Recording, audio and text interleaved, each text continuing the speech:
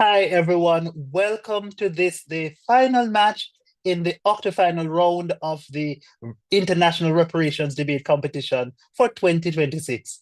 My name is Jermaine Barrett, and I will be serving as the chair adjudicator of this match. With me on the panel are some excellent adjudicators, and I will invite them now to introduce themselves, beginning with Decardiego Nelson. Hi, good day, everyone. My name is Diego Nelson, and I'm very pleased to be serving as a wing adjudicator in this match, and I'm very much looking forward to the contributions of both teams. All the best. Thank you, Decardiego. Kevin, over to you. Please introduce yourself.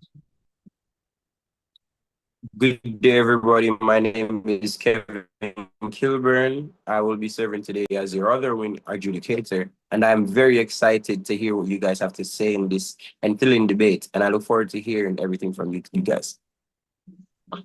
Thank you very much, Kevin. Now, ladies and gentlemen, we have a very special adjudicator here with us who will be serving as our guest adjudicator. I will invite them now to introduce themselves. Good day, everyone. My name is Sarisa Springer-Barnett, and I am the guest adjudicator for the day. And I am looking forward to a very engaging debate. Thank you very much. All right. So you've met our judges. You have, of course, you are here, teams. But before we get into having you introduce yourselves, we are going to now be reminded of our sponsors and our partners who we value so very much. So, Decardiego, who are these sponsors and partners? All right, Jermaine, we're very much privileged to have these individuals as our sponsors. The University of the West Indies, the Center for Operations Research, UE Press, Jade, the University of Hull, and of course, our main sponsors in this tournament, the Repair campaign. Thank you very much. Really, really applaud and salute our sponsors and partners who, they provide the fuel that run this machine, this competition. All right. So with that in mind, with that behind us, we now move to be introduced to our debaters. We have from Trinidad and Tobago Presentation College, and they are the proposition team rather, and they are going up against Edwin Allen High School out of Jamaica. Presentation College, please introduce yourselves in the order we should be presenting. Good afternoon. Oh, sorry, my apologies. Edwin Allen, my apologies. Edwin Allen, you are the proposers of this debate. So we're going to have Edwin Allen introduce themselves first.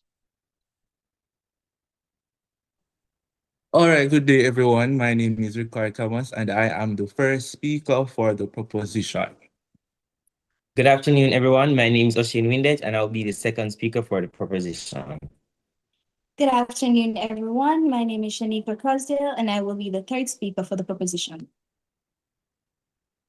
All right, so again, listeners, our proposition team, Edwin Allen High School out of Jamaica. Now, opposing them, we have the team Presentation College from Trinidad and Tobago. Presentation College, the floor is yours. Please introduce yourselves. Good afternoon. My name is Niall Bagan. Good afternoon. I'm the second speaker. My name is Silalal Bihari. Good afternoon. My name is Victor Ramjas, and I'll be the third speaker. And we are very pleased to have made it to the octo-finals of this very highly esteemed debate. We hope for a great match. And good day to you, of course, my worthy opponents. Well, thank you very much. And we are delighted to have you as a part of this competition. All right. So now, ladies and gentlemen, let's just be reminded of the rules of this competition. You'd have just met the three debaters on each team. They're raring to go. But of course, in terms of the speaker times, the first speaker on each team gets 7 minutes, the second speaker 6 minutes, the third and final speaker gets 5 minutes. After the first two speakers, as a prime minister on proposition and the leader of the opposition on opposition, we'll have a period of cross-examination. And then we'll have another period of cross-examination after the second pair of debaters. We'll get into the mechanisms behind those those periods of cross-examinations at the appropriate time. After the second period of cross-examination, we will pause for 1 minute, and then we will resume thereafter with the presentation from the third and final speaker. We call them the reply speakers. They will conclude the debate on behalf of their team and the debate overall. So, of course, teams are very much aware that they have some what we call protected time. So the first and last minutes of the speeches are protected, certainly the first and second speaker's speech. That means after the first minute up to the last minute, they are permitted to accept points of information, but that doesn't obtain in the final speaker's presentation. No points of information are allowed. All right. So I think that is it in terms of the rules. Now, for us to have a debate, we must have a debate topic. A motion is what we call it.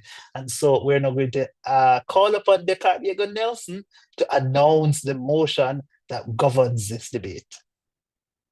Thank you very much, Mr. Chair. So the motion before this House today reads, this House believes reparation should prioritize rebuilding the societies created after slavery rather than facilitating a return to ancestral homelands. I'll just repeat once more.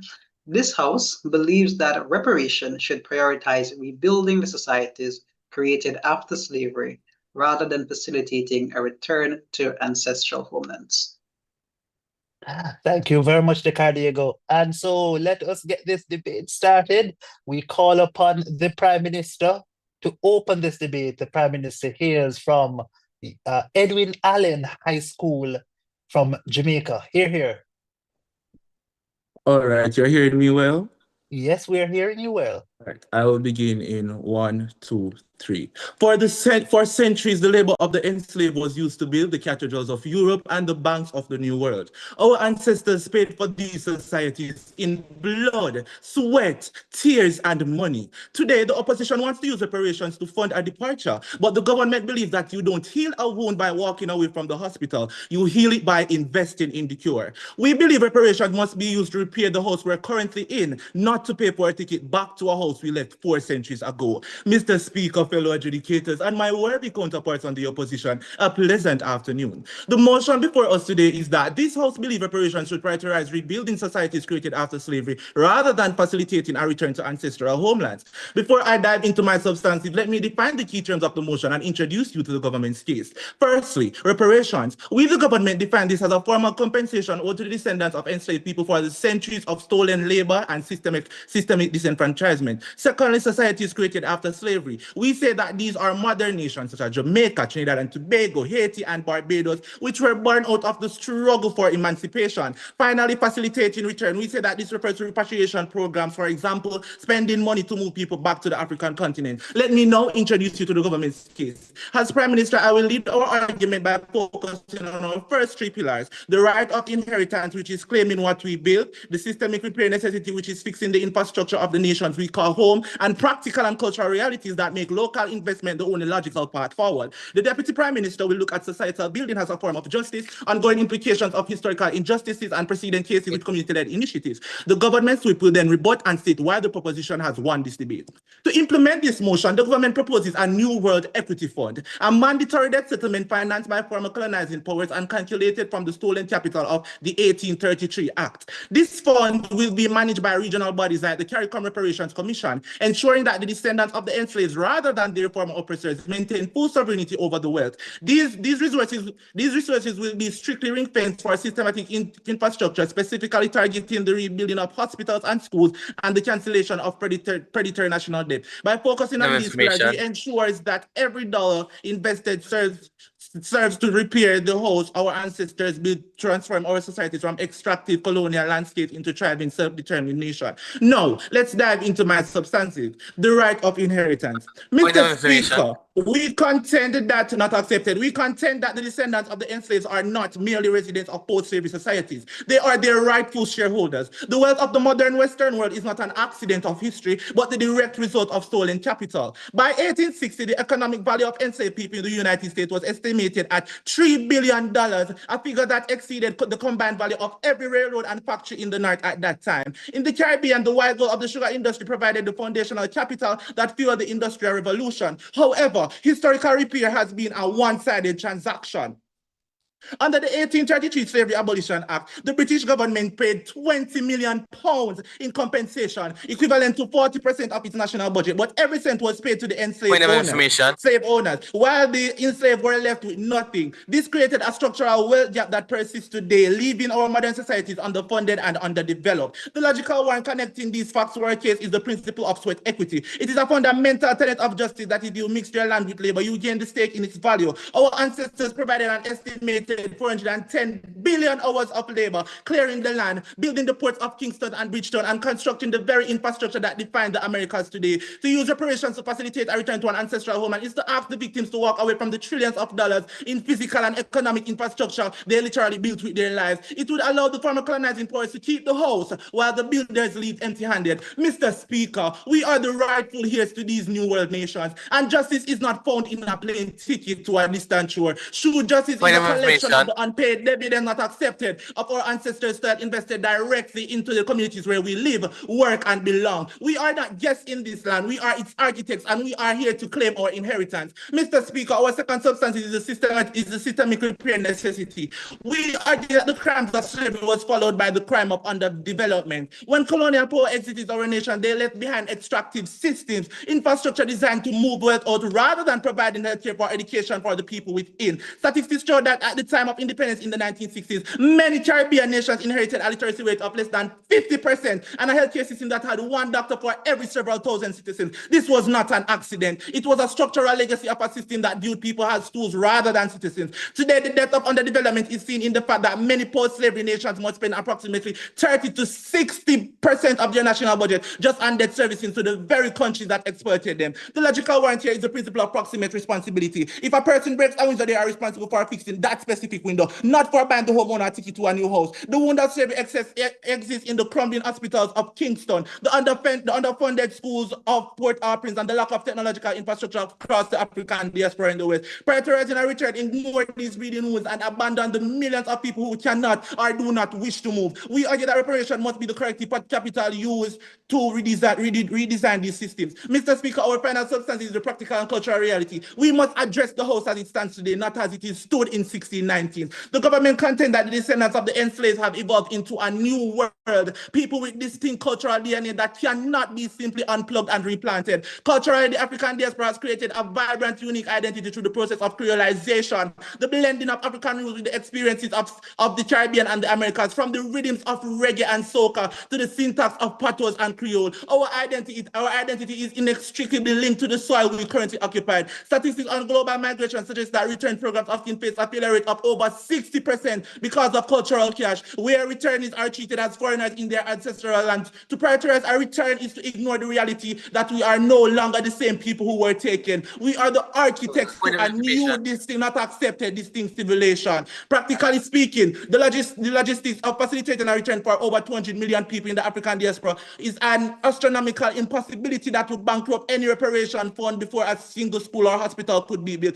If the average cost of international relocation and integration is $50,000 per person, a mass return program would cost upwards of $10 trillion, roughly half the GDP of the United States. Mr. Speaker, the opposition wants to spend reparations on a ticket to a distant past. We want to spend them on the ownership of our future. We are not guests in these nations. We are the architects. We do not seek to free the house we built. We seek the resources to finally own it. And for these reasons, Mr. Speaker, I beg to propose.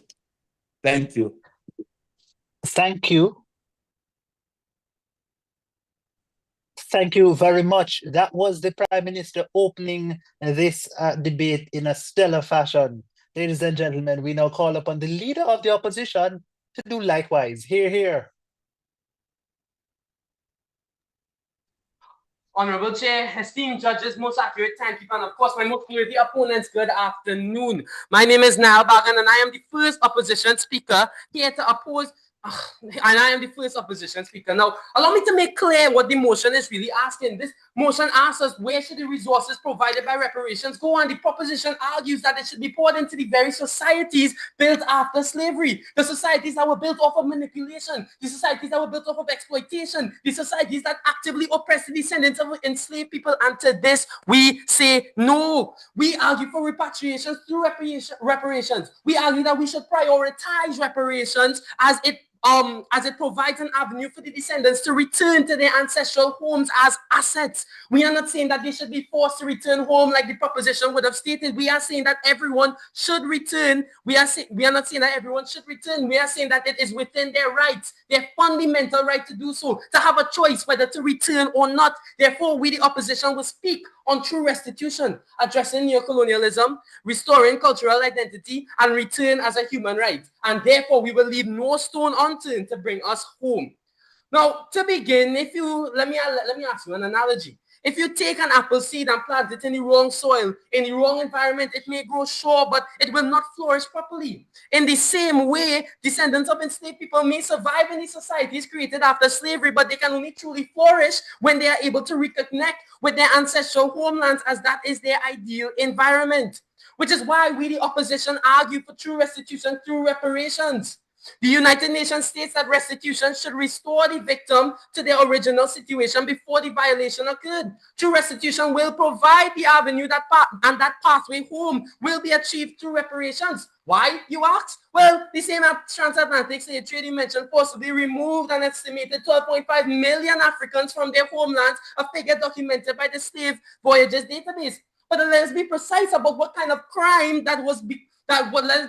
precise about what kind of crime it was, because the nature of the crime determines the nature of the remedy. Enslavement is a crime of displacement of persons and wealth. It is not merely a crime of labor, theft, or economic exploitation. It is the violent severing of the forced removal of the people from the land, the removal of the people from their culture and the identity that belong to them. And if enslavement is fundamentally a crime of displacement, then true restitution must fundamentally address that displacement by restoring that avenue of return. Now, while we cannot restore the deceased, what we can restore is a home of those enslaved for the descendants to inhabit, because many of the countries the descendants reside in were built off the back of that same wealthy proposition mentioned that was not only stolen from Africa, but was obtained from slavery itself. The Honorable Dr. Eric Williams argues that the immense profits generated from the slave trade and plantation economies helped finance Britain's industrial and economic growth. So how can the proposition say that we must give reparations to the societies that were built by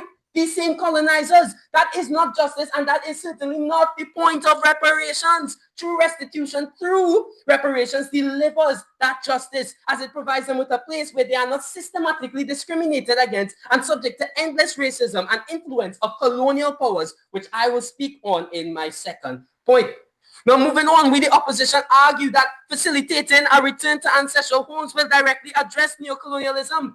According to the first president of Ghana, Kwame Nkrumah, the essence of neocolonialism is that the state which is subject to it is in theory independent, but in reality its economic system and political policy are directed from the outside. The countries the descendants reside in are shaped and molded by European systems. We are labeled as free people, but these colonial concepts continue to perpetuate to this day. Going back to when the enslaved Africans were forcibly removed from their homes, the colonizers would have forced them into their own culture because they consider the enslaved people's ideologies as barbaric.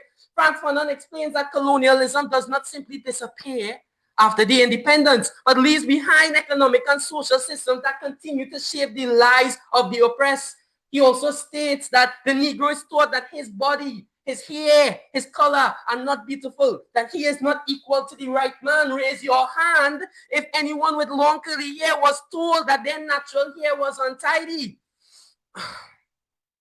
Some of the descendants today of the cultures, they ask you how colonialism has stifled and even erased some of the descendants' cultures today. So I ask you, how does the opposition expect the descendants of enslaved Africans in particular to grow and flourish in a society where they are oppressed, in a society where their hair is viewed as untidy, where they are not accepted?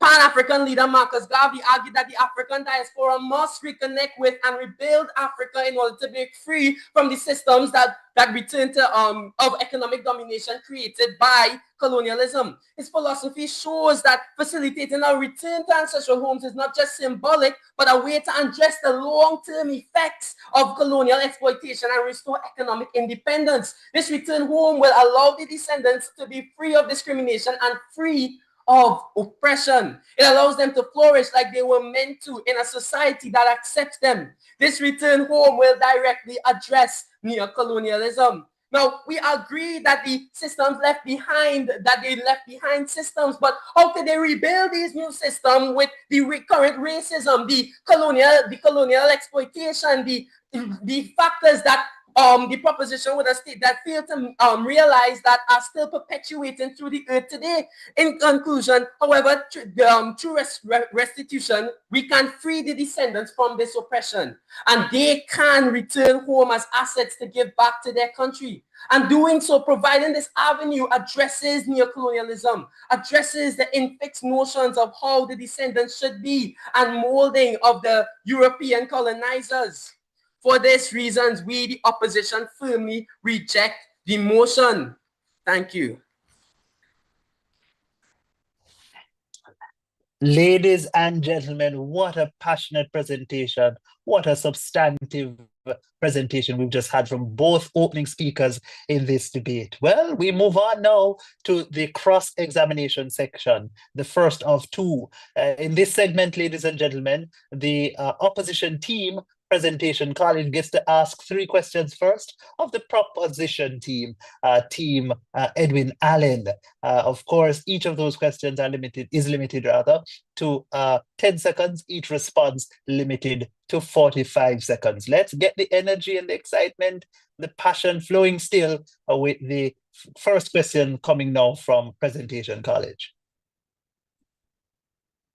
Yeah, thanks. Okay, my first question. The original crime of enslavement was the fact that the enslaved were forcibly taken from their homes. How can you say that rebuilding the societies will combat this? It will not.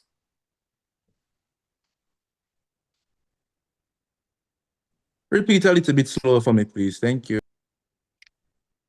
The original crime of enslavement was the fact that they were forcibly taken from their homes. How can rebuilding societies ever combat this?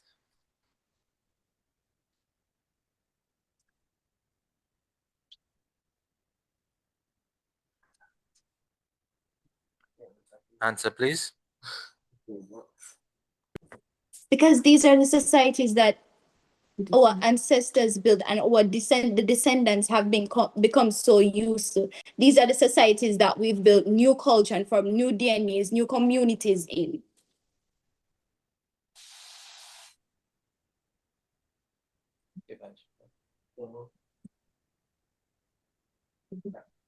But the societies that we built were built on oppression and forced labor. So how does reparations in those societies intend to heal the descendants if rather than just polishing the criminal legacy?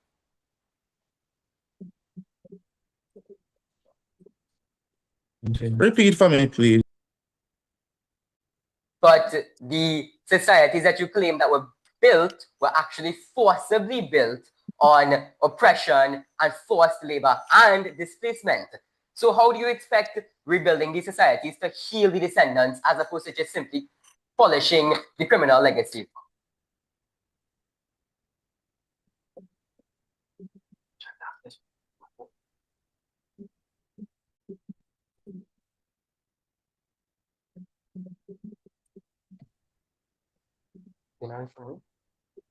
Your answer, please. All right. Edwin Allen, So, yes, you must respond now.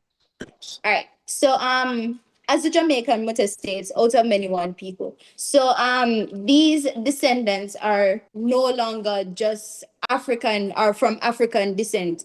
You have many different mixtures of people. It's not only Africans anymore. You have many different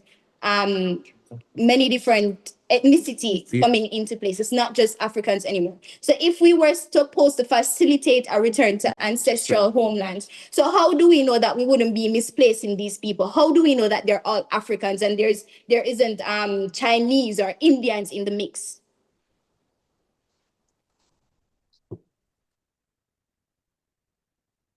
Okay, my final question is, you stated that they have formed a new identity, but this identity, this culture is monopolized by the 1%. It is far removed from the original purpose, and it shows how the colonialist structures continue to dominate till today.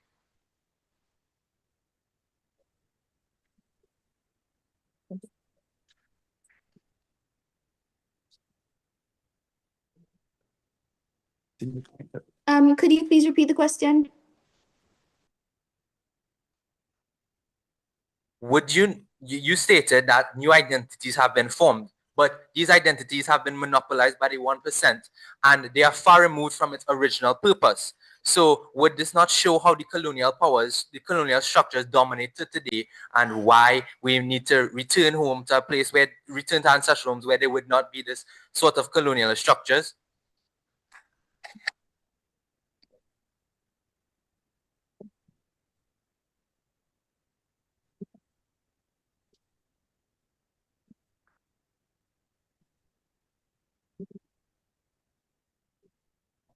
You say it's far removed from the original culture, which is African culture, right? But the culture we have today, it's a mixture. So we have African culture in it. We have a mixture of all the different culture, all the different ethnicity and their culture. It's now a unique DNA. It's a mixture of it.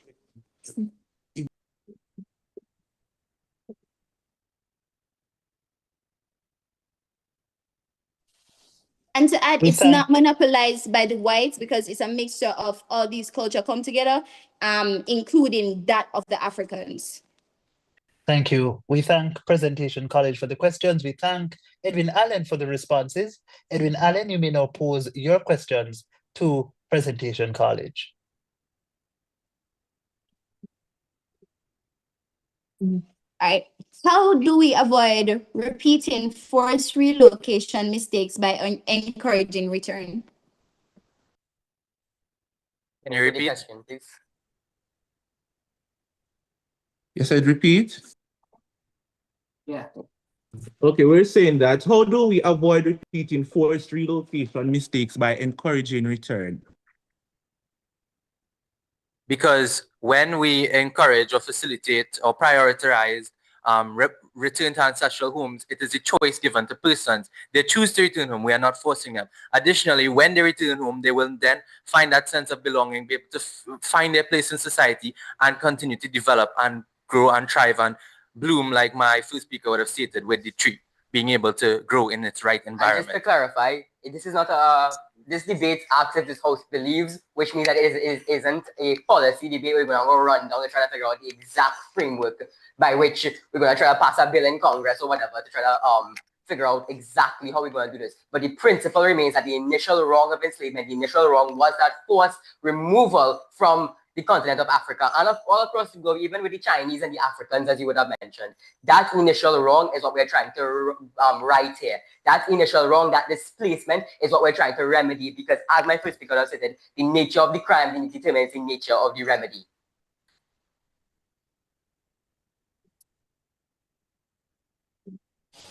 All right. How do you plan to address returning descendants to societies that no longer exist? Can you repeat the question? All right, so the question is, how do you plan to address returning descendants to societies that no longer exist? What do you mean they no longer exist? There's still ancestral homes in Africa. There are still sites and communities in the continent, in these ancestral homes. These ancestral homes are still there. They may be underdeveloped, yes, but that is where the reparations comes in. That is where reparations and restitution, as my speaker said, is giving back to allow them to develop. We're going to send them back to, as you know, we are going to send them back with the resources that were taken from these ancestral homes to develop the rest of the world through the colonial mission. And as a matter of fact, that's something that the proposition has raised, touched on a lot. The fact that these ancestral homes had resources stripped and had the human investment stripped. And that is what we're trying to return and repatriate. That is what we're trying to restore through reparations, through giving them the resources and to returning them to a place where they can grow and where they can flourish in the soil that is in the right environment. Not like the apple tree in the pot, like the apple tree in the soil where it could grow and flourish correctly.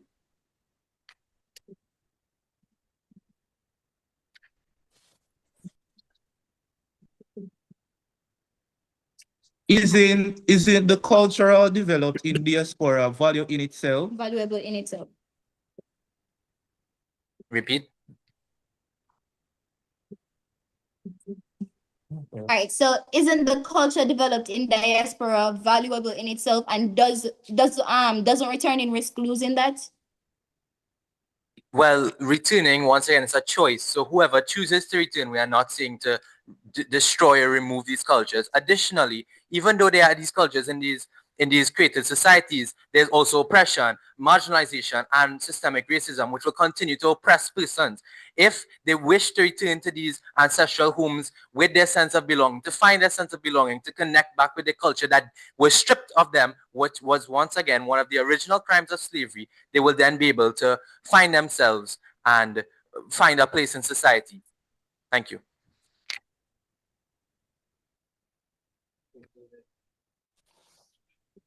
All right, so ladies and gentlemen, that concludes the first segment of cross-examination. We move on now to the Deputy Prime Minister's presentation. Of course, the Deputy Prime Minister comes to us from Edwin Allen High School. Let's make that speaker welcome. Yeah. I'll start my speech in 3, 2, 1. All protocol observed a pleasant afternoon. The motion before us is this House believed that reparation should prioritize the rebuilding of society created after slavery rather than facilitating a return to ancestral homeland. We, the proposition, stand firmly in argument with its motion. Allow me to present several arguments that clearly support our stand. Firstly, societal rebuilding as a form of justice. Prioritizing the rebuilding of societies affected by slavery can lead to restorative justice. Reparations are not simply about financial payment. Instead, they are meant to repair the harm caused by historical injustice and to create opportunities for communities that were at disadvantage. According to framework proposed by various United Nations human rights mandates, reparation encompass more than just financial compensation. They involve repairing damage that was done to individuals, communities, and entire society. For instance, the basic principle and guideline on a right to a remedy and reparation adopted by the United Nations in 2005 outlined that reparation should include restitution, compensation, rehabilitation, certification, and a guarantee to non-repetition. These principles show that reparations are meant to restore dignity and opportunity to affected community. Constructive societal rebuilding, such as investing in education, housing, healthcare, and economic development, can therefore address historical injustice more effectively than simply facilitating a return to ancestral homeland. In addition to this, it is essential to consider transformative change via nostalgia. Supporting the rebuilding of community acknowledge the complex identities forming the diaspora rather than romanticizing ancestral homelands. Over centuries, many individuals of African descent have developed rich culture, tradition, and histories in countries where they currently live. For example, in the Caribbean, the United States, and other parts of the world, African descendants have built vibrant communities with their own language, culture expression, and social structure. These ideas are meaningful and deeply rooted. Focusing only on returning to ancestral homeland may overlook these established identities. It may also ignore the reality that many people consider the place where they live as their home. This reality may individuals see their current society as their home. By emphasizing and strengthening these ideas, societies can achieve a meaningful transformative while repairing the damage caused by slavery and colonialism. This approach allows communities to grow, thrive where they are, instead of forcing them to uproot their life. Furthermore, let us consider the ongoing implication of historical injustice. Many communities still face significant disparity rooted in their historical experience. The consequence of slavery did not disappear when slavery officially ended. Instead, many inequality contribute through discrimination, limited economic opportunity, and unequal access to resources. After emancipation, many new free Black individuals face barriers not accepted, that restrict their progress. These barriers limit access to education and land ownership, and employment opportunity, and a fair treatment under the law. As a result, many communities frame trapped in cycle of poverty and at disadvantage. Even today, these historical inequality continue to affect communities around the world. According to research from the Peacock Research Center, 65% of Black Americans believe that reparations are necessary to achieve equality today. Additionally, a 2019 Harris poll found that 72% of Black respondents support politics that focus on economic upliftment within their community rather than focusing on programs that facilitate a return to ancestral homeland. These findings demonstrate that many people believe that the best form of preparation is investing in communities that they already live.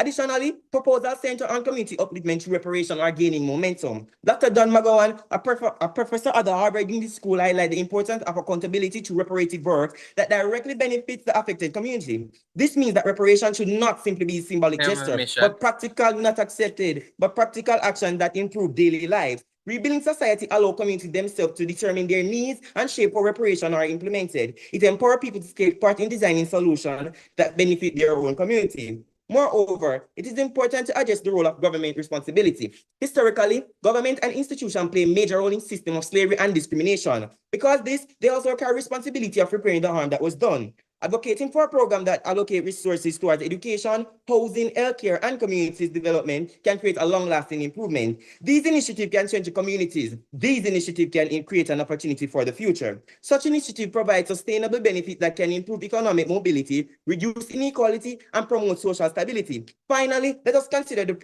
present case and society-led initiative. The city of Evanston, Illinois, offer an example of all localized operative action. The city established a program allocating $10 million towards housing grant for Black residents in order to directly address the historical discrimination.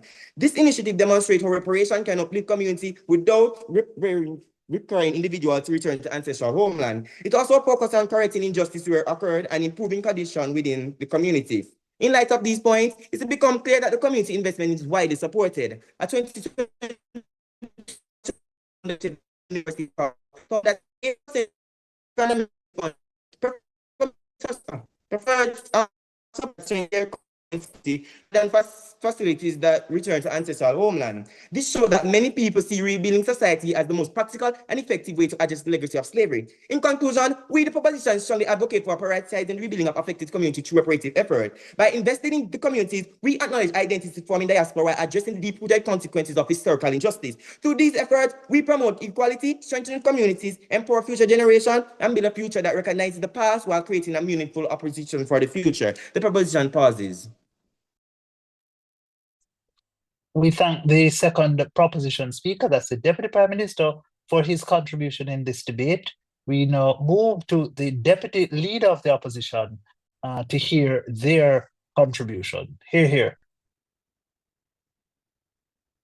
Ladies and gentlemen, all protocols observed. My name is Salal Bihari, and you might ask, what is the crux of the motion today? Let me tell you. The crux is whether reparation should be used to rebuild ancestral homes or should be used to facilitate, should be used to rebuild creative societies or should be used to facilitate return to ancestral homes. And we, the opposition, believe that returning to ancestral homes should be prioritized over rebuilding creative societies because it gives persons a sense of belonging because they are finally and truly home. The opposition would have mentioned that these societies, we should rebuild on them because they have existed for so long. But I ask you, do you wish to build your house? Will you build your house on a shaky infrastructure, on an infrastructure riddled with systemic racism, marginalization, and constant oppression? It is like once again planting a tree in a bucket that is keeping it, is restricting it from growing. And we need to plant that tree in the right environment. We need to plant it so that we can thrive and blossom and grow, just as my first speaker would have stated. So let's dive right in. Reparation should prioritize facilitating return to ancestral homes because it fosters cultural identity and cultural sovereignty.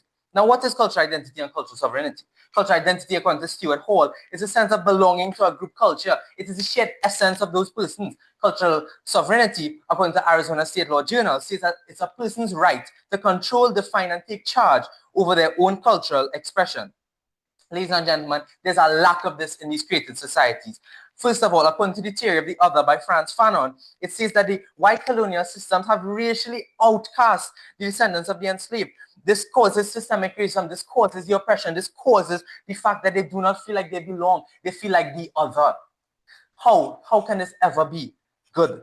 Additionally, double consciousness, according to W.E.B. Du Bois, states that these persons have to first look at themselves through their own perspective, and then they want to impose upon them stereotypes and judgment. This, ladies and gentlemen, is exactly why. How exactly can one truly flourish in these created societies where they are stifled, where they're restricted, even if they have these reparations in these societies? It is once again like that part. Conversely, according to Maslow's hierarchy of needs, which states that once one person's psychological and social needs are met, self-actualization occurs. This is the reconnecting with the cultural identity and cultural sovereignty.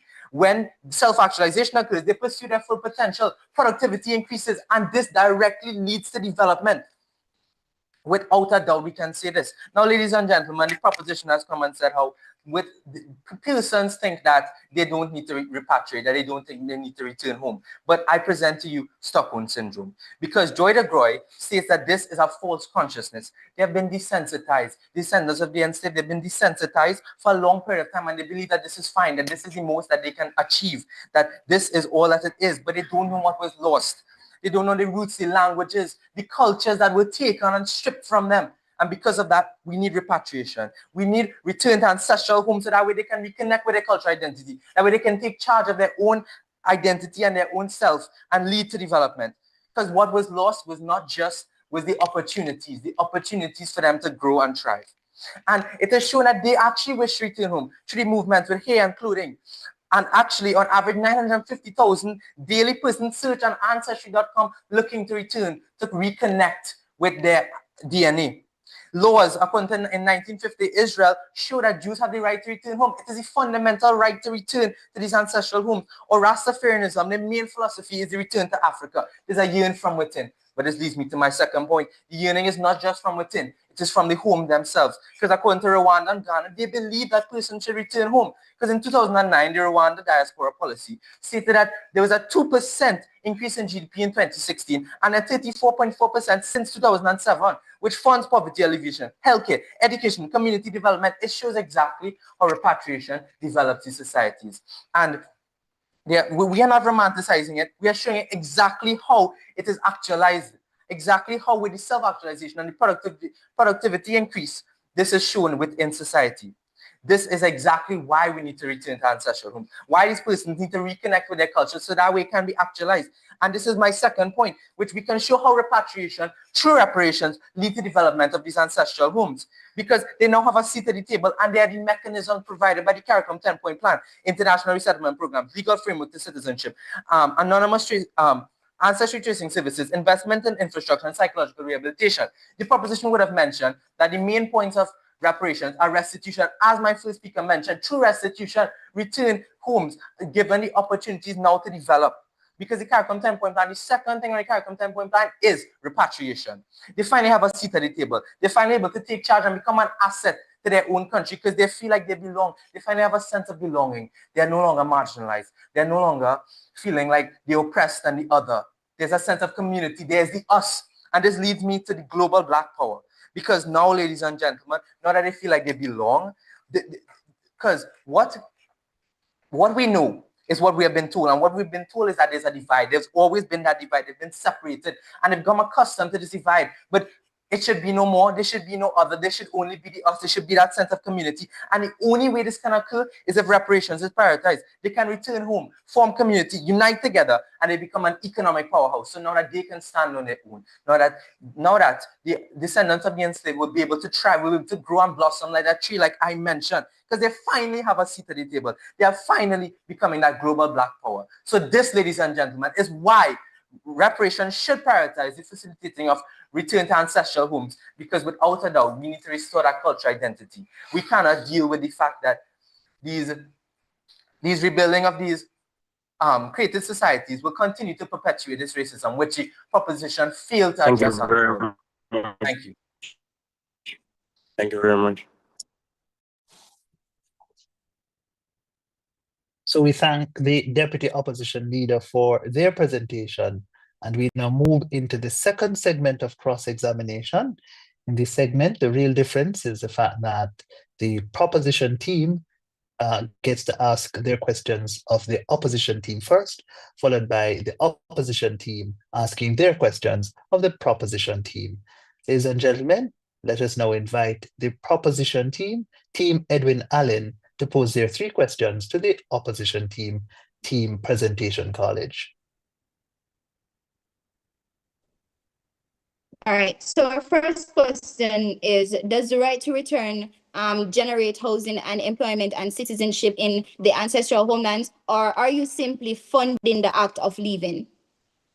Of course, the act of leaving is also funded with the right to return, and the resources are granted through reparations. We are arguing that reparations is granting the resources, granting the land, granting the job opportunities, granting the education for when they return home. It is not only providing that avenue that we speak of, it is providing the resources and everything they need to settle in when they return to their home, to the ancestral home. Because as I mentioned, these mechanisms through reparation will allow the return home and the settling. We're not sending them back empty-handed. We're giving them the opportunity to finally thrive and find their place in society.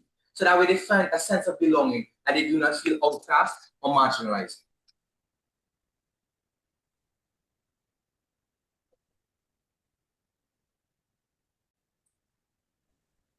All right, so our next question is, given the statistics showing that a significant number of returnees face challenges such as economic instability and cultural disconnection, how can you justify encouraging more individuals to return to ancestral homelands?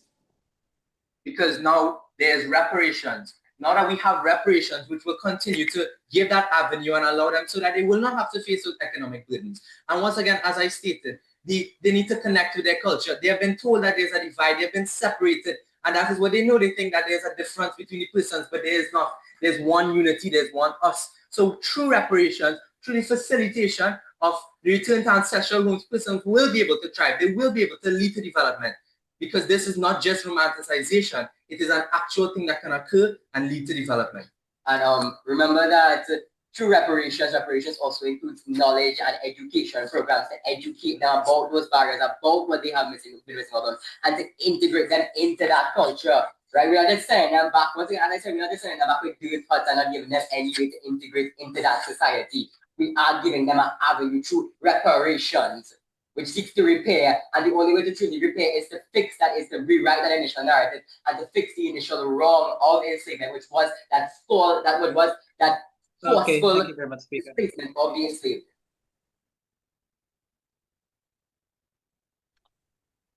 All right, so our final question is, how can you say that returning them to their ancestral or to the ancestral homeland is returning them home when the societies that exist today is a vibrant blend of various ethnic groups and their cultures?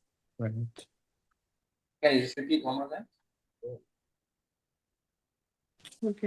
Oh, all right. I was asking, how can you say that returning them to the ancestral homeland is returning them home when the societies that exist today is a vibrant blend of various ethnic groups and their cultures?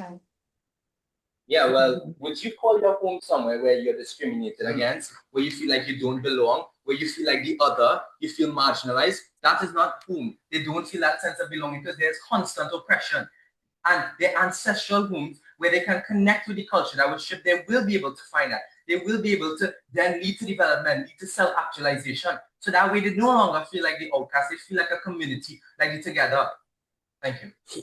And just to state, the home is where the heart is, and the heart is in the ancestral homes, as he would have as he would have stated. Could the heart be in the societies that are constantly oppressing them, manipulating them, exploiting them? How could the heart be there? The heart is in their homes, in their ancestral homes, which we are stating that we will provide the avenue to return to. Thank you.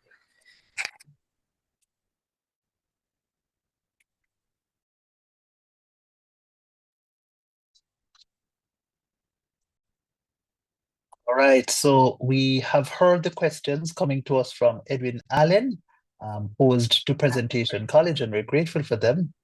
We now welcome the questions from Presentation College posed to Edwin Allen. Now, in your definition of reparations, you mentioned true restitution as a key defining point, which is exactly my first point. So does the proposition state and agree with our points that we should prioritize that return home?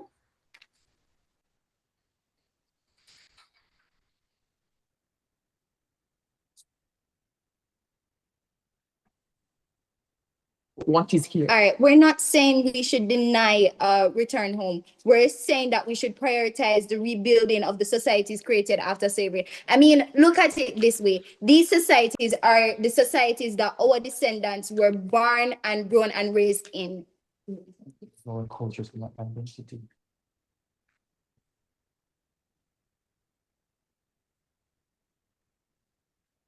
Okay. Why would you build in a society that continues to oppress and bring down persons when they will not feel a sense of belonging, and they will never heal the wounds in the society, such as the racism and the oppression? Could you please repeat? Rebuilding these created societies continues to allow oppression and marginalization to fester and grow. It will never heal the wounds of society, even if you try to invest and grow in it. The only way is the repatriation. Would you not? Yeah.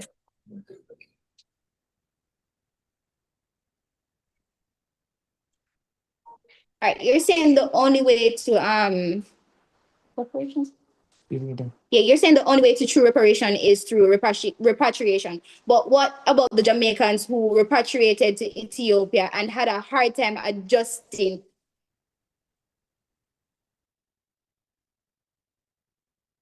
So what happened to the African ancestral homes that had their human resources stripped from them, that had their resources like gold and other resources stripped to fund the colonial mission? What happens to those societies if we are only investing in the societies built after slavery? What happens to those African ancestral homes not also deserve reparations? All right, so what we're saying is rebuilding fixes some of those issues.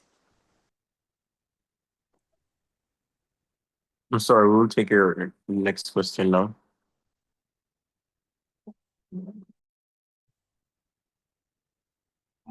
That was all our questions. That 3 questions. That was our 3 questions.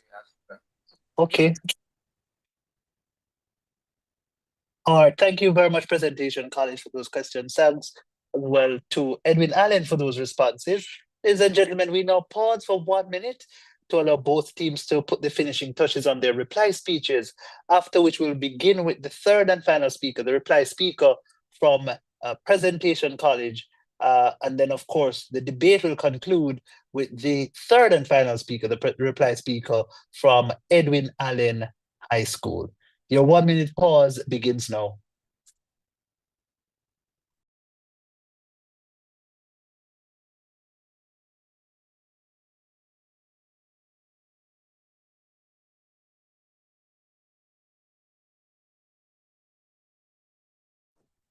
Excuse me, I have a question. Yes, go ahead. In the case of the rebuttal, doesn't the opposition's rebuttal come before the propositions? Yes, my apologies. Yes, the opposition will go first. Therefore, Presentation College, you will go first. And then, of course, we will conclude with Edwin Allen.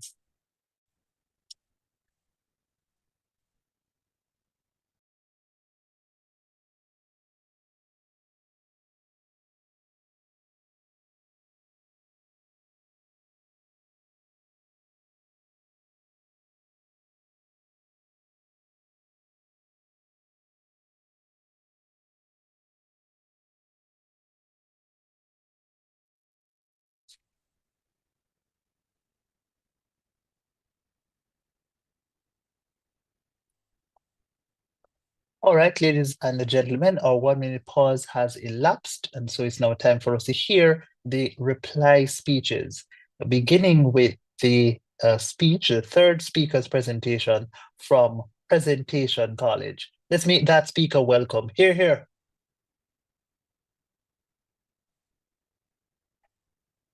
Ladies and gentlemen, all protocols observed.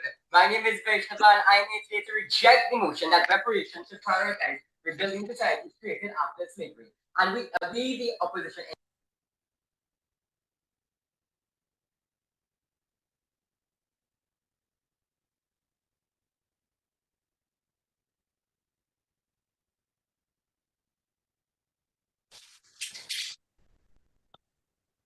Is the speaker from is Presentation College here? I'm not hearing them.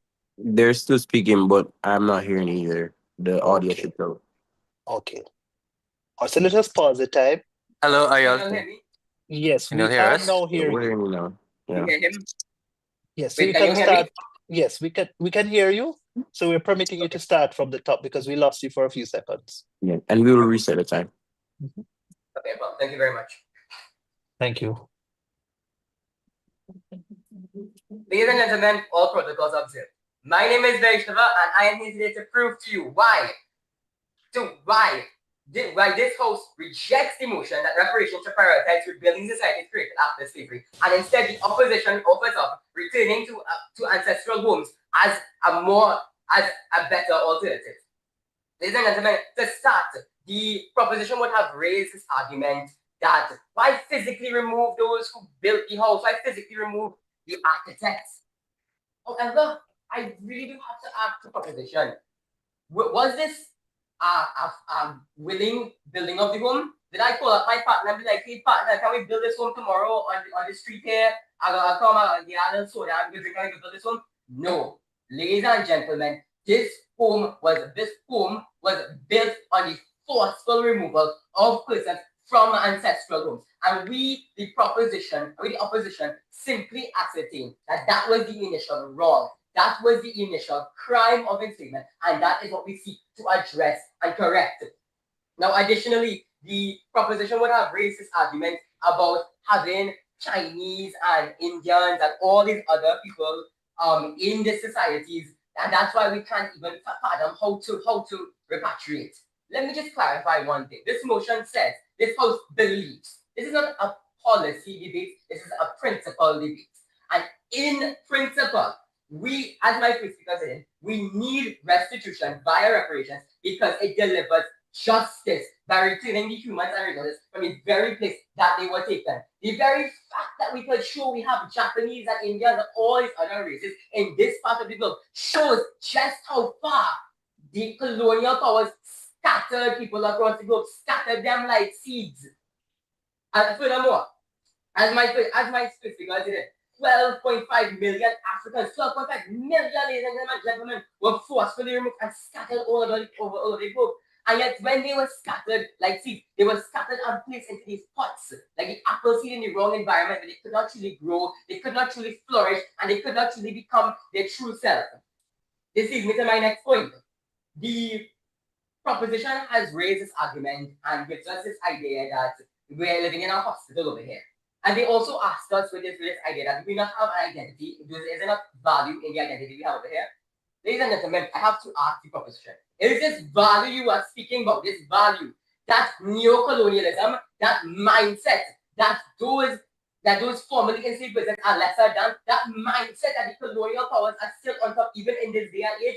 Ladies and gentlemen, of course not. Because as my second speaker said, neo-colonialism still dominates through the systems in the society built by enslavement.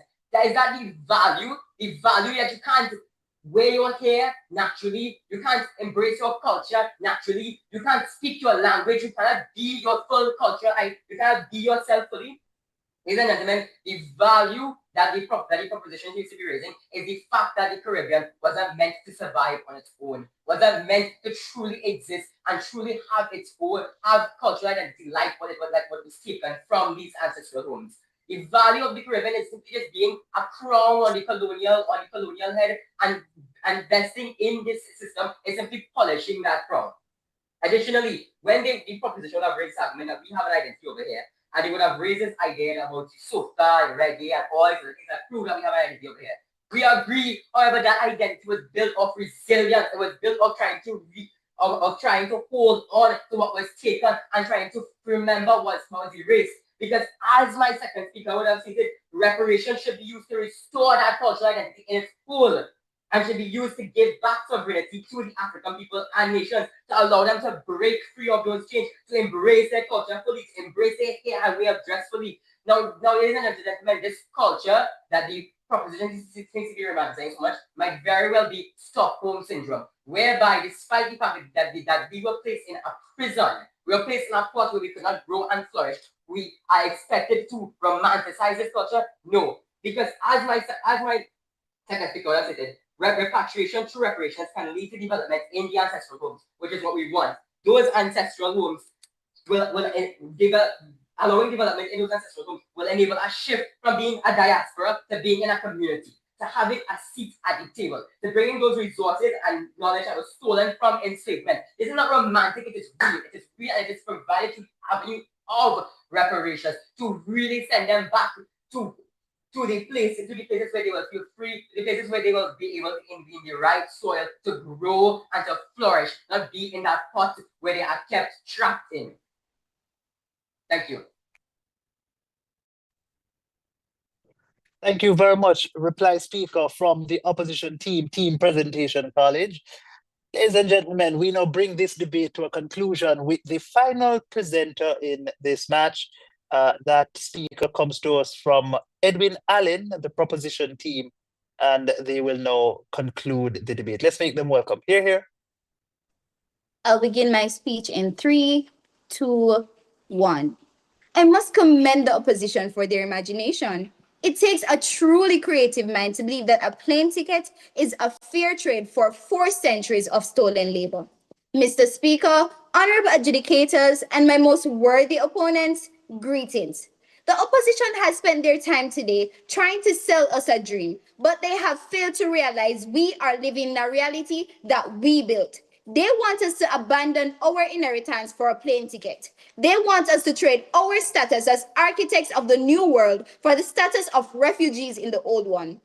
My first speaker proved our right of inheritance, that we own the equity of this soil. My second speaker proved the necessity of systemic repair, that the cure must be applied where the wound was inflicted. I am here to show you why the proposition's case is the only path to true sovereignty. The opposition claims we are foreigners here. Mr. Speaker, how can we be foreigners in the land that bears our fingerprints? They want to facilitate a return, but they are actually facilitating a great gift to the oppressor. By leaving, we leave behind the billions of dollars in infrastructure, the ports, the cities, the literal foundations of the Western world that our ancestors paid for in blood. The opposition's plan allows the colonizer to keep the house while the builders leave empty-handed. That isn't justice. That is a second robbery. The opposition claimed that the colonizers built these nations. This is not only historically inaccurate, it is an insult to the millions who were enslaved. Our ancestors built these nations with their blood and brilliance. The opposition asks how a society built on oppression can be healed. Our answer is simple: by transferring the wealth and the power. The opposition says we are too stifled by racism to prosper here. But why are we stifled? Because the capital and the resources our ancestors created are still in the hands of the oppressors. Racism survives on economic inequality. They say that we need to go back to our culture as if we don't have one here. To say that it's to spit on the graves of our ancestors. If I move there, I am a guest in someone else's culture. Additionally, understanding and connecting with ancestors does not mean one has to return. They speak of a failure of culture if we stay. But my first speaker showed you that we have already created a unique DNA. We aren't displaced Africans. We are the new world civilization. To follow the opposition's logic is to erase 400 years of reggae, jazz, patois, and struggle. We don't need to go back to find ourselves. We need to look down at the land we stand on and realize we already own it. Let us revisit the $3 billion value of our ancestors' labor. The opposition didn't touch this because they can't. If you invest your life into a business, you don't walk away when it becomes profitable. You take over the boardroom. We are the rightful shareholders of the Caribbean and the Americas. Reparations are our dividends, and you don't collect dividends by resigning from the company. The opposition's plan isn't a strategy for reparations. It's a strategy for an expensive relocation that leaves us broke on a different coastline. The opposition mocks our local investment as small-minded. But is it small-minded to want world-class hospitals in Kingston? Is it small-minded to demand the best universities in Barbados? No. It is strategic sovereignty. By fixing the extractive systems my second speaker mentioned, we break the cycle of dependency. We don't need to flee to find a better life. We have the right to build that better life exactly where we are.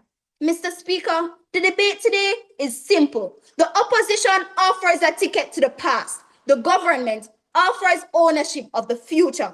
They want us to be ladies in waiting. We are the rightful queen. They want to heal a wound by running away. We want to heal it by reclaiming the house. We have the labor, we have the culture, and now through reparations, we demand the capital. We are living in our 2026 realities. Prioritizing ancestral home return is not logical at this point. Maybe in 1862, yes, but 2026, not feasible. The government has not just won this debate on logic. We have won it on the fundamental principle of justice. And for these reasons, the proposition rests its case. Thank you. Thank you very, very much. Third speaker, reply speaker from Edwin Allen, closing out our debate. in fine style. Ladies and gentlemen, we the adjudicators, we have a lot to go and digest and muse over. We'll do just that now in the deliberation. When we return, we'll come back with the results, the analysis, and ultimately that much awaited this announcement as to which team advances in this the international reparations debate competition. Stay tuned. We'll be back shortly.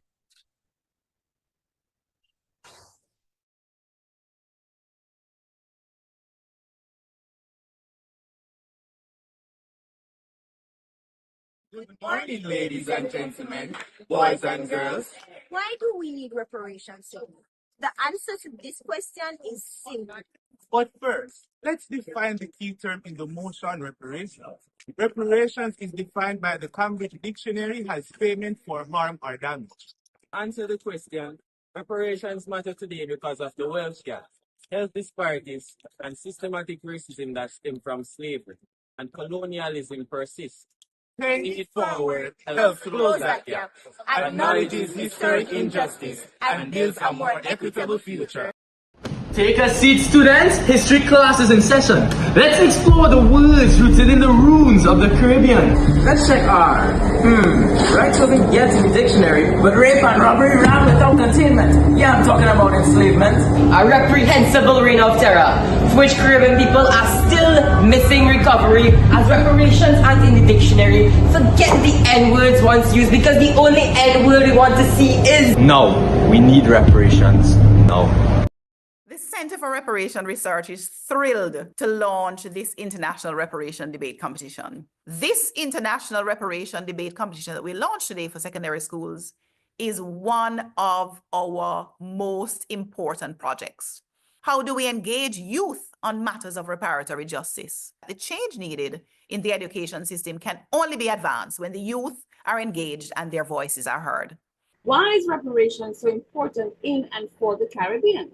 Because time comes for justice for our ancestors. Time comes for the Caribbean to insist on the right to development, to be compensated for the violence against our ancestors. So outreach to the young people who have joined this movement is critical.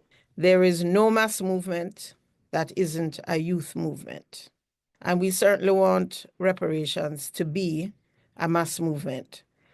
So it's really exciting, though, to have a regional stroke international debating competition. And I'm looking forward to your participation as you construct your arguments for and against, remembering that the 10-point plan for reparatory justice is our guiding framework for the areas in which we are demanding compensation, because we certainly want to impact the public opinion and awareness in Europe. So it's fantastic to have the United Kingdom participating as well. So why is it important for youth to be involved in the reparation movement? Being involved in the reparations movement is critical to youth if one is to know their history so that they can understand why their societies are functioning as they are today. The future of the countries we live in are dependent on the current situation that exists today in our countries.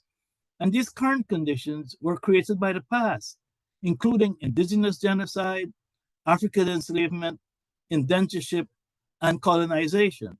Being involved in reparations is about seeking justice, seeking a way to reduce inequalities in our own countries and then in the broader world. It's about seeking a more peaceful and balanced world, where global problems are solved in partnerships, not in isolation.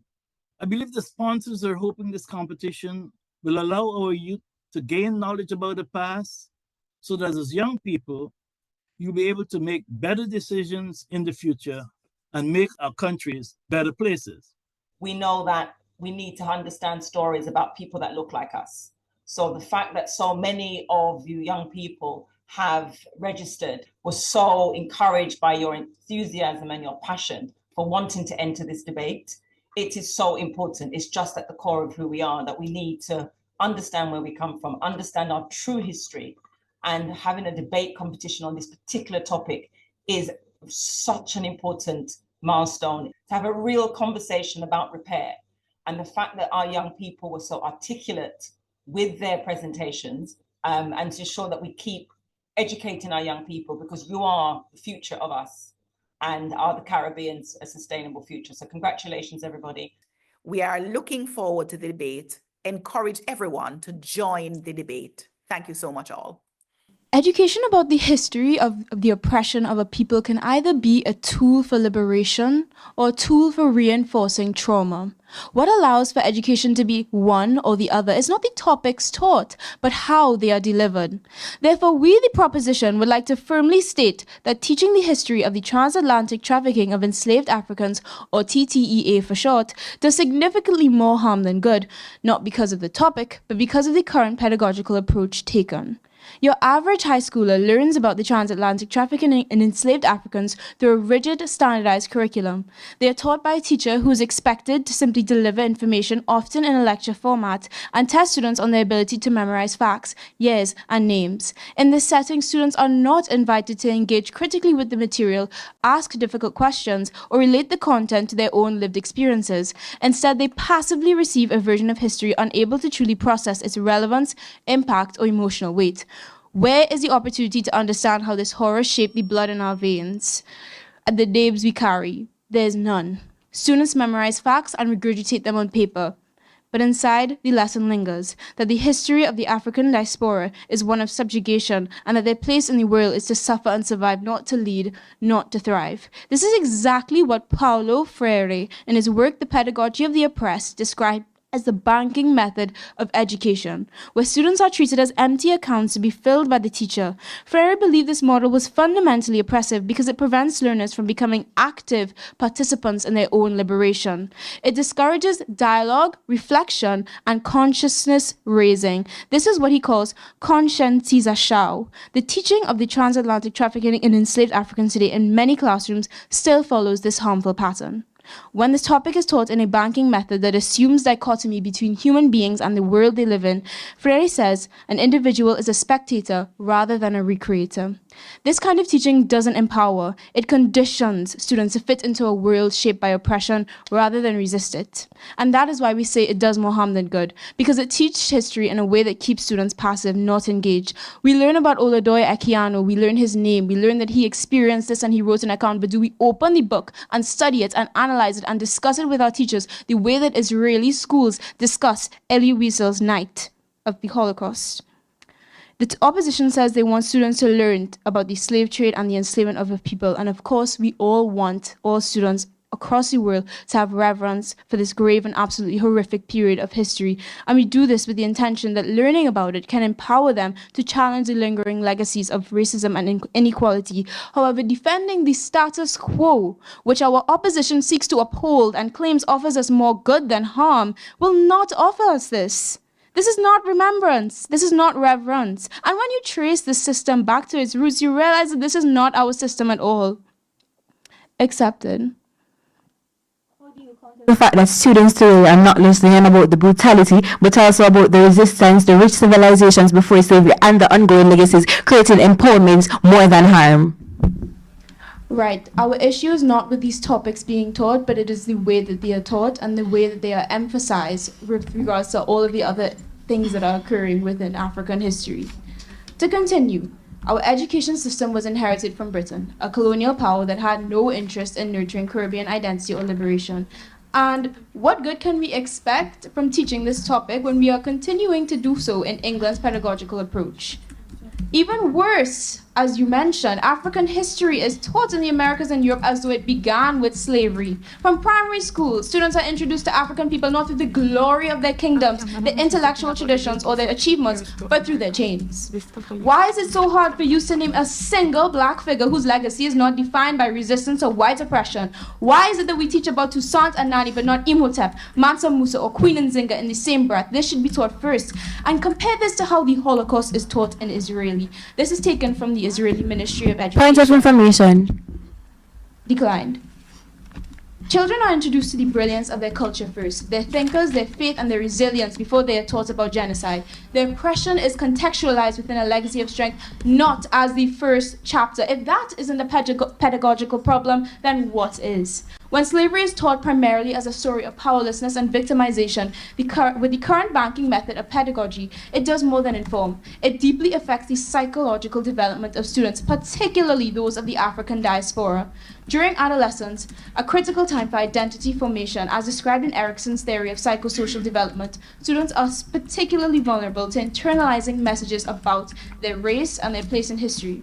If the dominant narratives they encounter emphasize subjugation or this constant need to fight, without also highlighting pre-colonial civilizations and agency, students may inherit a sense of trauma and inferiority.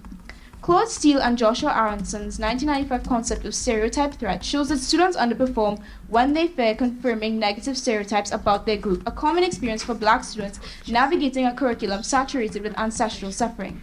In classrooms where Black students only encounter these narratives and are rarely offered examples of greatness before colonial times, they are more likely to fear confirming negative stereotypes about Black intellectual inferiority. And yes, this study found that this did significantly reduce their academic performance.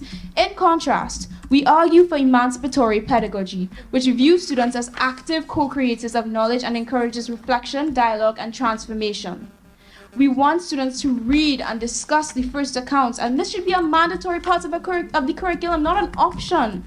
Additionally, students should be first met with pre-colonial history that showcases the richness and strength of Africans from various tribes and kingdoms before delving into the horrors of the slave trade.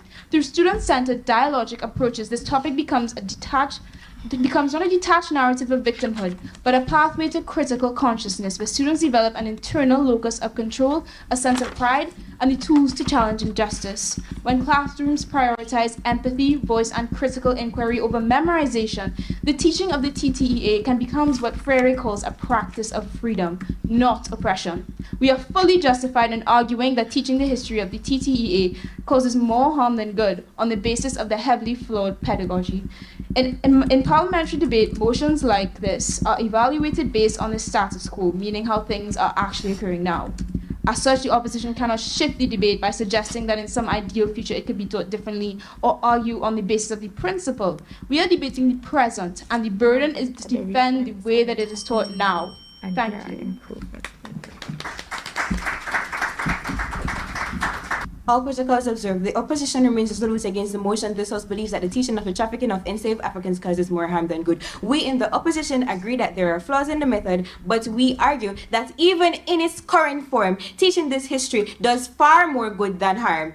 We accept the definitions posited by the opposition with the exception of the word harm. Harm caused by the teaching of the trafficking of enslaved Africans in this case is more like temporary discomfort that fosters long-term justice awareness and healing. The proposition burden is to prove that the act of teaching this history is inherently harmful, even when taught well, and that these harms are so deep and widespread that they outweigh all educational and social benefits. We must prove that the current approach generates more harm than good, and 2, the harm is not inherent to the method but as a result of poor implementation, and 3, that the teaching of enslaved Africans creates civic awareness, empathy, prevention of recurrence, and general social progress. The status quo, the history of the transatlantic trafficking in enslaved Africans is already being taught, but with growing care and impact. Students today are learning not just about the brutality, but also the resistance, the rich civilizations before slavery, and the ongoing legacies of inequality. Yes, some schools get it wrong. Reform is being done for more inclusive, trauma-informed, and empowering education, making it the norm. Mr. Speaker, we are not for the current way of teaching this history. The motion didn't state the current way. We are for the best way of teaching this history.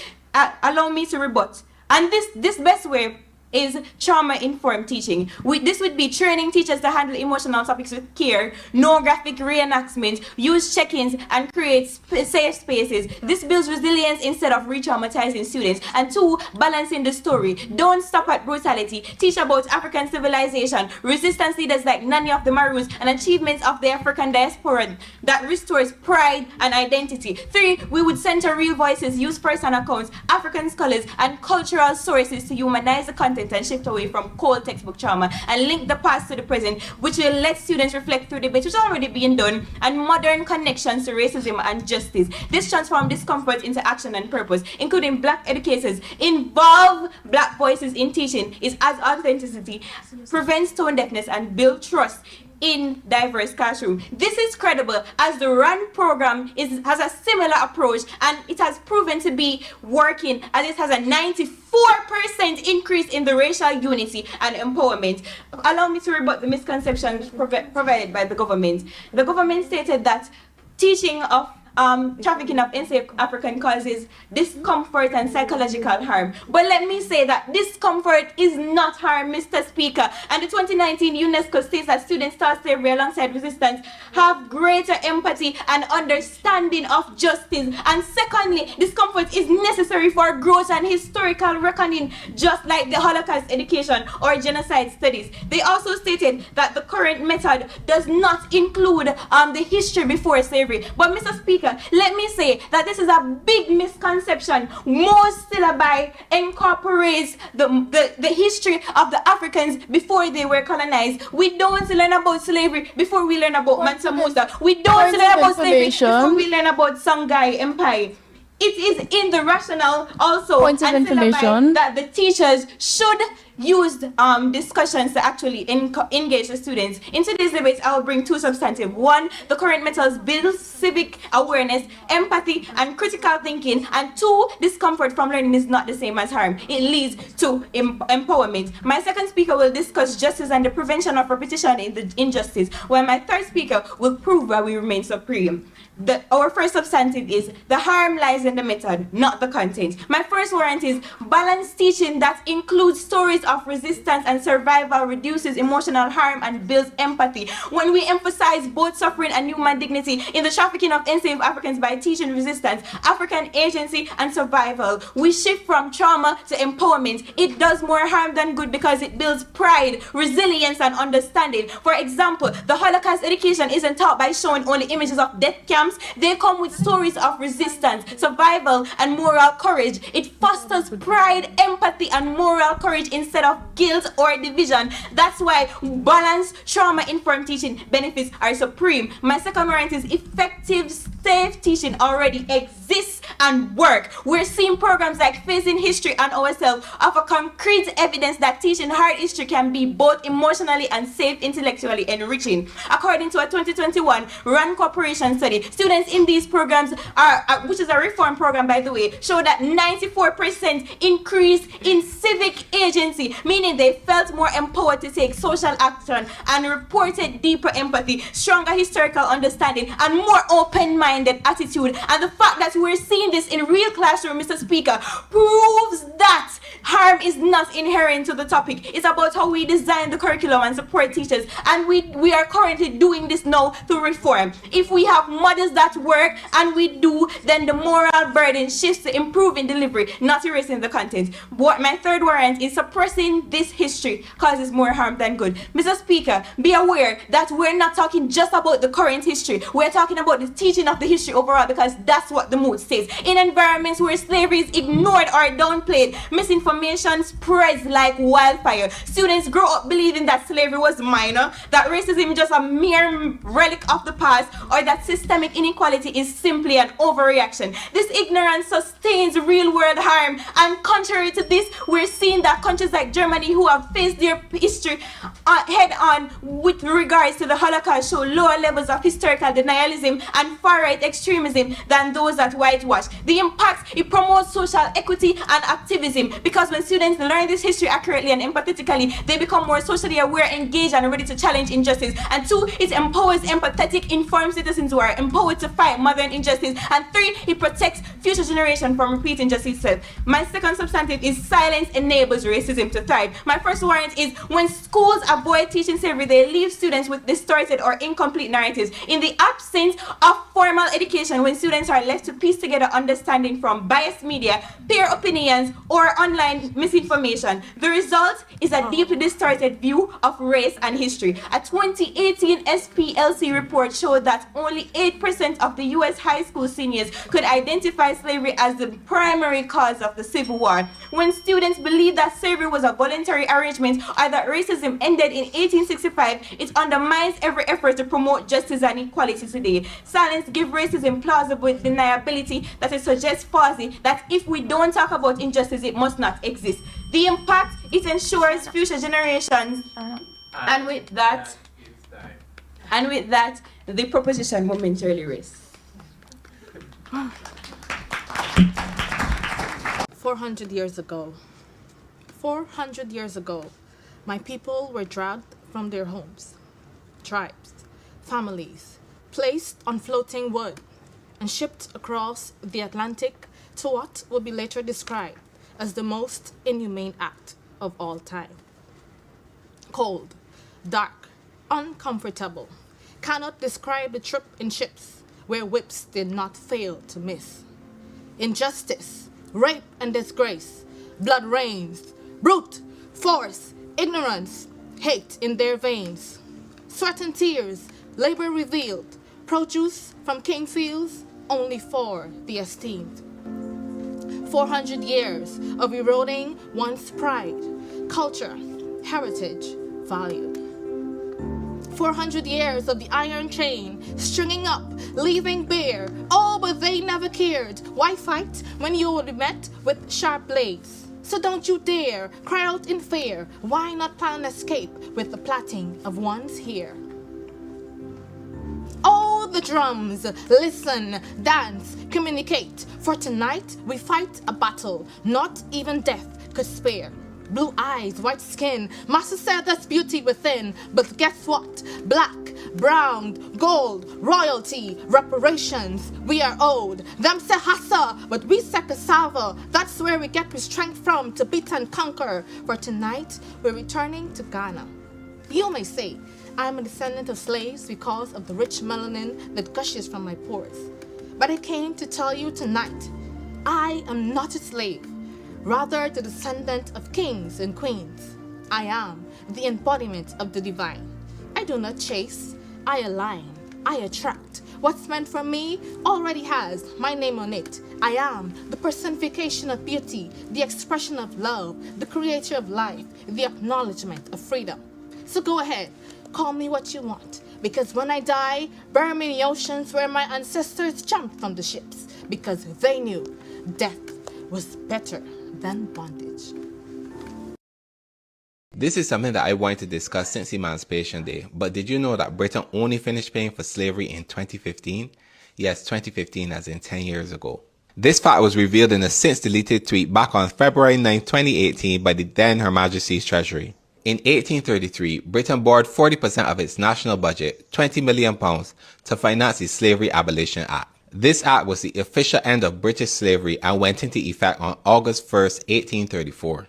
The money that was borrowed was used to repay British slave masters for their quote-unquote loss of property. However, for the enslaved, there was no repayment and no form of compensation was offered. The amount that was borrowed, the £20 million, was equal to £2.2 billion in today's money. The since deleted tweet from Her Majesty's Treasury pointed out that the taxes paid by people today was used to repay the loan that paid the slave masters. This would mean that people from the Windrush generation and their descendants, people from Barbados, Jamaica, Trinidad and Tobago, and other British colonies, would have helped to repay the loan taken out to pay the people who enslaved their ancestors.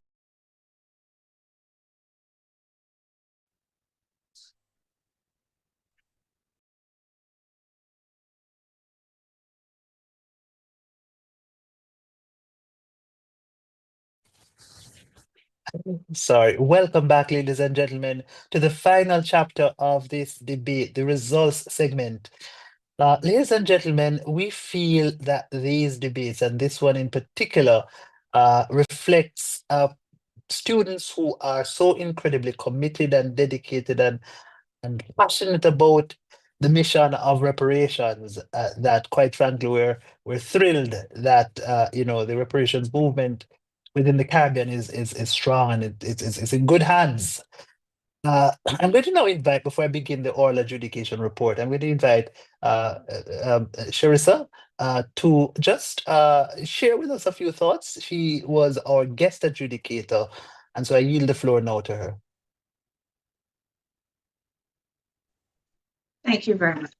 So as we close out this session, I just want to extend sincere thanks to both of the debate teams for what has been an exceptionally rigorous and thought-provoking exchange. To the proposition, thank you for advancing a deeply grounded and structurally attentive argument, one that challenges us to think critically about reparations as a project of institutional repair, social transformation, community and society building. To the opposition, thank you for reminding us of the enduring significance of ancestry, belonging, and cultural dimensions of justice. Your contributions ensure that the debate did not lose sight of identity, memory, and lived meanings of displacement. Both teams demonstrated analytical depth, clarity of reasoning, and a strong command of historical and contemporary stakes of reparations. Importantly, you each pushed the House to grapple with the difficult questions about justice, responsibility, and what it truly means to repair harm across generations. So this is precisely the kind of dialogue that moves the reparation discourse forward. It's nuanced, it's critical, and it's unapologetically engaging with both history and present-day consequences. So I want to thank you both again, both teams, for their outstanding contributions. Thank you. Thank you very much, and that is very well put. Thank you so very much. Now, ladies and gentlemen, what was this debate about? It questioned how we should use the resources of reparations. Should it be allocated to developing post-colonial states such as, states in the Caribbean? Or should it be diverted to the process and the engagement of reparative justice through sending persons or allowing persons to go back to Africa, right? And so that was essentially the question at hand, the ancestral homeland. Should there be an active pursuit of permitting or allowing or enabling persons who exist within the Americas, for example, to go back to Africa and of course, to be repatriated? All right, so Edwin Allen proposes that it is better to have the investment made in the region and for there not to be so much of a focus on repatriation, my apologies. Okay. They say this because in their estimation from the Prime Minister's positioning that there is a significant degree of ownership and connectedness with people of the region and the Caribbean at large. You said that we have created ownership on the part by virtue of us investing our energies, our labor in the land. We have built things here. The infrastructure here were crafted by our own hands. And therefore, that causes us to have ownership rights, property rights. And of course, this invokes the famed British philosopher John Locke with respect to his analysis as to how property becomes owned. Okay. They also say that another important emergence from the region is the culture that has come about, a culture that is rich, unique, and of course a culture that within a global context is important. Right? They say that we lose these two things if it is that we were to pursue a path of repatriation back to places like Africa and other ancestral homelands. They raise some practical questions as well. Questions surrounding, for example, the fact that Caribbean peoples 400 years or so after slavery have become very much intermingled. We're a multiracial society. And so how is it that you determine who goes where and so forth? And of course, the potential rejection and animosity that will ensue, when it is that persons go back to their ancestral homelands and so forth. That is, in a nutshell, the major ideas that we get from Team Edwin Allen proposition. From Team Opposition, we get some contestation. We hear characterization of the region as being hostile to our very existence here. We hear that there's sort of racism and colorism and other manifestations of hate within the region. And of course, there's also the question or the reality rather of neocolonialism and exploitation by the bigger countries, the former colonial powers upon the region. And so, they create a picture of the hostility. They also speak at length about the particular ills that would have resulted through slavery, describing the painful sort of realities that existed within slavery and that continue and persist on to today. Okay. Now, with those two ideas in mind, we want to pause and do some analysis here now. The motion suggests that there is going to be there's a contestation of options, right? And of course, we hear from team opposition that the reason why we should move is that the region as it is hostile to us staying here. We contend that that is probably true. We contend that there is evidence rather of racism and colorism and other sort of processes of exploitation existing within the Caribbean region.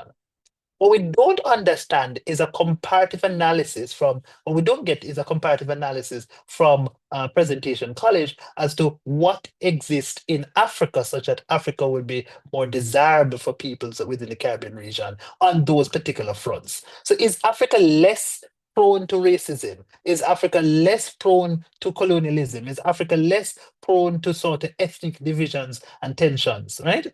We're unsure of that. What we do know as the average intelligent voter, which is what we are as adjudicators, is that there is a lot of conflict and tension and violence on the African continent. And what we wanted to hear clearly is a better characterization of what obtains in Africa relative to what obtains in this region. So we can say, well, the harms in Africa aren't as significant, okay? The other important idea that we get from team opposition is this idea that we should start the reparations process by remedying the worst harm that was effected because of slavery. And that, they contend, is the process by which Africans, our ancestors, were pulled from the continent and ultimately sort of deposited within the Americas and forced to work and so forth. That process of forcefully moving people can be undone, they say, through the process of repatriation. Okay, good. We accept that that is the case. We accept that at some level, at some fundamental level, almost a simplistic level, it does seem true. But one has to wade into the mechanism as to what would transpire and what are likely to be some sort of tensions and pressures and incentives that exist in the world that would be created were millions of Caribbean people to choose or to be caused to move back to Africa, right? We think that team proposition, Edwin Allen, is onto something when they suggest that, well, if the funds are going to be used primarily to repatriate people to Africa, and I'm speaking about Africa because that's the dominant place to which people would go. If that is the case, then what then becomes of the environment that currently exists in Africa, the underdevelopment, the conflict, the tensions that exist? Would you not be putting persons into that kind of hostile environment, taking them out presumably out of a hostile environment, which is where they exist right now, and placing them there, which is also hostile, right?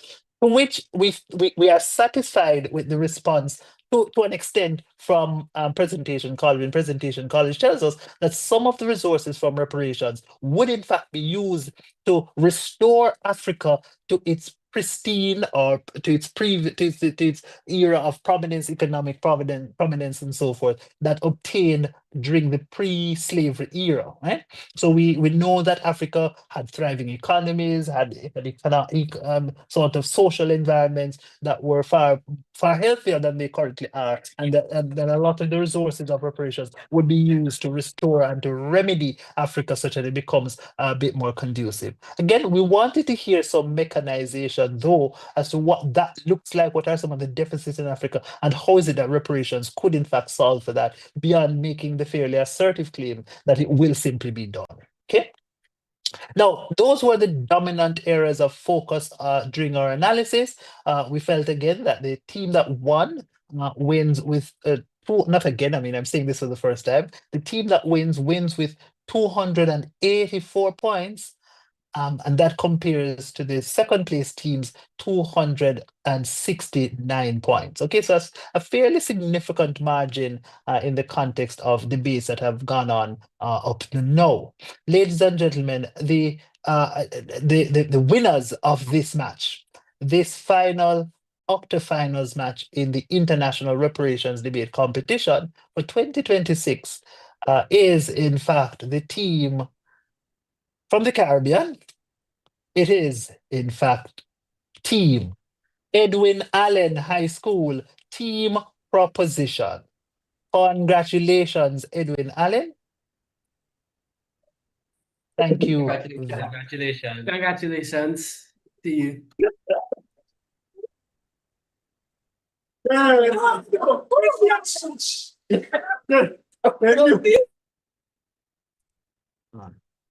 So we are grateful for Edwin Allen's win. And Edwin Allen, do you have something you want to say to Presentation College? I heard Presentation College commending you. Yes, we do. We want to say it was a well-played match, and the questions you asked were amazing. We had to be rattling our brains so we could find an answer. It was a well-played match, and I appreciate the opportunity. Well, we appreciate the opportunity to have had the chance to play with you guys. Yeah, I think it was a very important debate and a very important conversation to be had. And it was an honor to have it with you all. You all really deepened the conversation, really deepened the ideologies. And I think that this was something very educational to have come out from this. So thank you very much. Thank you. Thank you very much for those very kind words. And of course, we felt as a panel that all of you here in this debate, some more than others, are deserving of the designation of ambassadors of reparations, because your passion, your energy, your contribution in this debate was on point, was very, very compelling. And we would love to hear those ideas posited by yourselves in other arenas so that we can advance the reparations movement. All right. The best debater in this match also comes to us from the winning team. Now, there was a little tussle among the adjudicators. Was it the first debater? Was it the third debater? We ended up deciding that, in fact, it was the first debater, the Prime Minister. Congratulations, Mr. Prime Minister, on securing that very coveted title of being the best debater overall. All right. So, ladies and gentlemen, that's where we close the shop on this leg of the competition, or pull the curtains down, I should say, on this competition, this leg of the competition. This concludes the Octo-Finals round. We've had 8 matches, scintillating, exhilarating matches. So much content, so much style, so much strategy, all on display. We are going to move on in a few days from now to the quarterfinals round. We're winding down to the grand finals of the International Reparations Debate Competition for 2026. Until then, take care.